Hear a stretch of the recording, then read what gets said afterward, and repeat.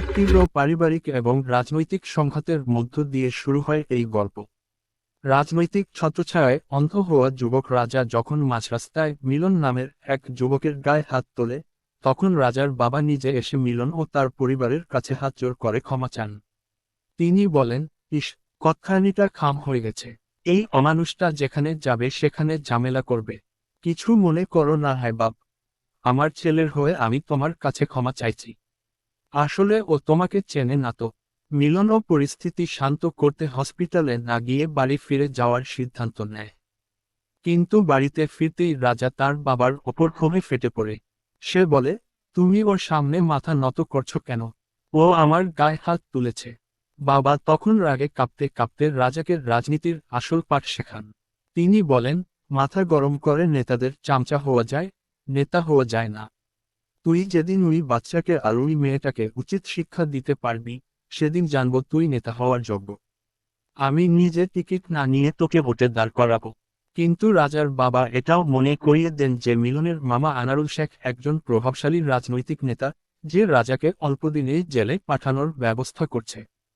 এদিকে এই ঘটনার সমান্তরালে গড়ে ওঠে মিলন ও তুলির এক মিষ্টি প্রেমের উপাখ্যান।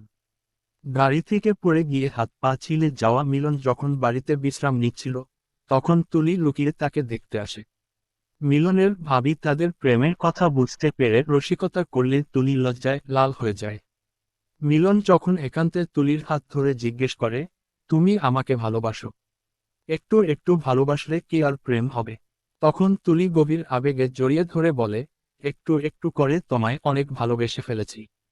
কিন্তু এই সুখের মুহূর্তের মাঝেই সেখানে প্রবেশ করে এক স্থানীয় যুবক, যে জানায় সে সোশ্যাল মিডিয়ায় তুলিকে করা সমস্ত হ্যারাসমেন্ট এবং স্কুলের বদনামের জন্য হাতজোড় করে ক্ষমা চাইতে এসেছে। আসলে আনারুল শেখের ভয়ে এই যুবকেরা আজ সোজা হতে বাধ্য হয়েছে। তুলির ভাই, যে একজন সাধারণ ফল বিক্রেতা, সে দিনরাত পরিশ্রম করে যেন তার বোন সমাজে মাথা উঁচু করে বাঁচতে পারে। কিন্তু তুলির ছোট বোন সুমি যখন বখাটের রাজা নামের ওই ছেলেটির প্রেমের ফাঁদে পা দেয়, তখন পরিবারে চরম অশান্তি নেমে আসে।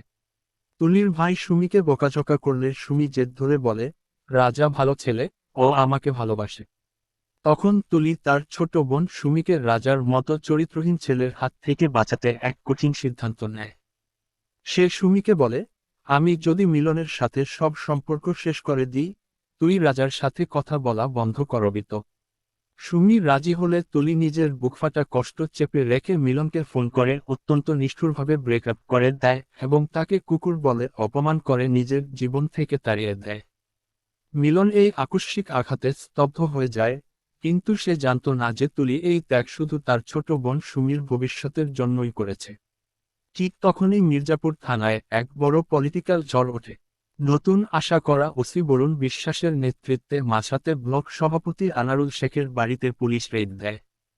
বিপুল পরিমাণ আগ্নেয়াস্ত্র ও পিস্তলসহ আনারুল শেখ ও তার সঙ্গীরা গ্রেপ্তার হয়।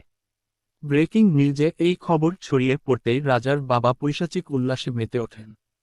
তিনি রাজাকে বলেন, আনারুল কম করে হলেও 3 বছর ভেতরে থাকছে, এবার তুই রাজার মতো রাজত্ব করবি। আনারুলের বোন যখন এমএলএর দোহাই দিয়ে থানায় তদবির করার চেষ্টা করে, তখন রাজার বাবা ক্ষমতার দাপটে ধরাকে সরা জ্ঞান করতে শুরু করেন।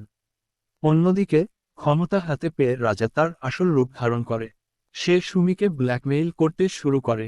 সুমি যখন তুলির ত্যাগ স্বীকারের কথা ভেবে রাজাকে এড়িয়ে যেতে চায়, তখন রাজা তার বন্ধুদের সাথে মিলে এক জঘন্য চক্রান্তের জাল বনে। সুরজ নামের এক গুন্ডাকে টাকা দিয়ে সে সুমিকে বাগানবাড়িতে তুলে আনার নির্দেশ দেয়। সুমি সরল বিশ্বাসের রাজার সাথে দেখা করতে গেলে রাজা তাকে এক নির্জন বাগানের ভেতর নিয়ে গিয়ে তার বন্ধুদের হাতে সঁপে দেয়। সুমি চিৎকার করে বলে, রাজা, তুমি রাস্তা দিয়ে না গিয়ে বাগানের মধ্যে কেন ঢুকছ? আমার ভয় লাগছে। রাজা কুৎসিত হেসে সুমিকে ধাক্কা দিয়ে তার বন্ধুদের দিকে ছুড়ে দিয়ে বলে, এবার বয়ফ্রেন্ড এক্সচেঞ্জ হবে। তুই আমাকে চটি দিয়ে মেরেছিলিস না, আজ আমার জুতো তোকে দিয়ে চাটিয়ে নেব। সুমির চোখের জল, তার আর্তনাদ পিশাচদের মন গলাতে পারে না। তারা সুমির ওপর এক নারকীয় নির্যাতন চালায়। বিকেলের আলো যখন নিভে আসছিল, তখন সুমি বিধ্বস্ত, রক্তাক্ত এবং অর্ধমৃত অবস্থায় খুঁড়িয়ে খুঁড়িয়ে বাড়িতে ফেরে। তার বাবা ফল বিক্রির আমগুলো নামাতে নামাতে বলেন, কি সুমি, হাতে হাতে আঙ্গুলনে। কিন্তু সুমি কোনো কথা না বলে পাথরের মতো নিজের ঘরের দিকে হেঁটে যায়।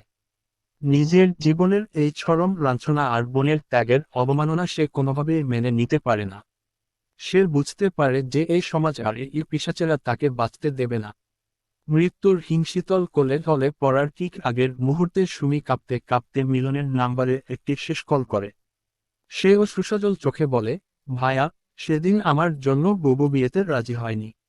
আপনি যেন বুবুকে ভুল বুঝবেন না।